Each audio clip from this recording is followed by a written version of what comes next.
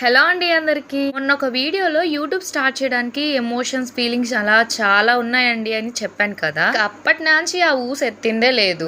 వేరే టాపిక్స్ మీద నడుస్తూ వచ్చింది కదా. ఇక్కడ నుంచి అయితే అదైతే కంటిన్యూ అవుతుంది. అయినా పుట్టక ముందే నేను యూట్యూబ్ అయితే స్టార్ట్ చేశాను. బట్ వీడియోస్ అని ఏం పోస్ట్ చేయలేదని చెప్పాను కదా. ఇక నైనా పుట్టాక 1 year దాకా నేనైతే దాని జోలికి కూడా వెళ్ళలేదు. ఎందుకంటే చిన్న పాపతోటి అడ్జస్ట్ చేసుకోవడం అంటే చాలా కష్టం కదా. సో అందుకని నేనైతే ఇంక యూట్యూబ్ జోలికే వెళ్ళలేదు. అది దాని బ్యాక్గ్రౌండ్ వర్క్ అనేది మనకి తెలియకుండా దానికి దిగకూడదని దాని బ్యాక్గ్రౌండ్ వర్క్ చేసుకుంటూ ఉన్నాను పాపను చూసుకుంటూనే. అలా నైనా 1 year బర్త్డే కంప్లీట్ అయ్యింది. ఇప్పుడే చిన్నగా అయితే స్టార్ట్ చేశాను 1 వీడియో అలా పోస్ట్ చేయడము, డే బై డే అలా పోస్ట్ చేయడం స్టార్ట్ చేశాను. ఆ ఛానల్ నేమ్ కూడా నైనాస్ వరల్డ్ అని పెట్టాను అనమాట.